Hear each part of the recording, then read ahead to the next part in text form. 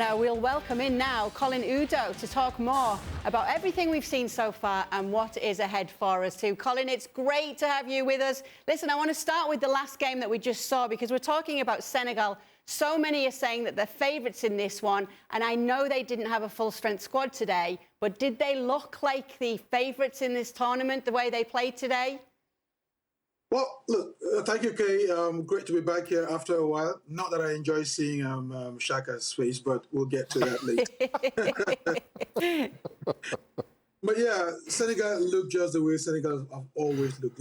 They're always dangerous. They're always favourites.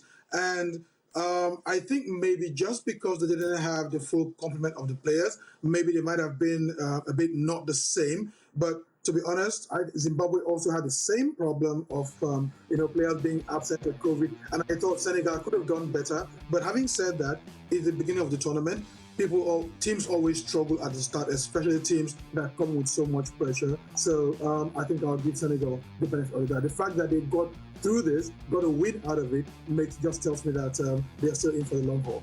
Well, Colin, let's look back before we look forward then. Obviously, the opening day took place over the weekend. Cameroon, the host, getting off to a winning start. What stood out to you from the opening day? I think it was just the energy. Look, there's been so much talk about Cameroon and whether they can host this tournament, whether it will take place or not.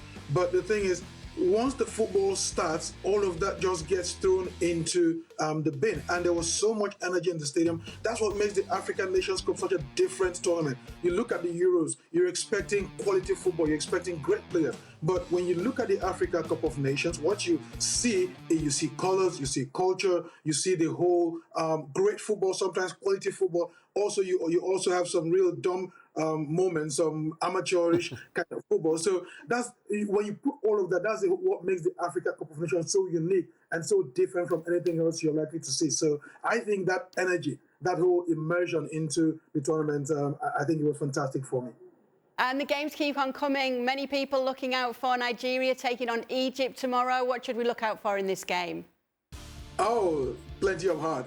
Nigeria and Egypt have a long history at the Africa Cup of Nations. The last time they met in 2010, Egypt ran away 3-1 winners, but Nigeria have had the better of Egypt on a number of occasions. So, and the way this is shaping up, Nigeria going into this with almost no expectations. They've just had a coach fired through the tournament. They have about 4 starters lost to injuries and club not been releasing them. So you have Nigeria going up there with their backs against the wall and very little expectations. So I think this should be a really, really good game against Egypt. But Egypt going into as slight favourites, don't be surprised Nigeria might surprise them.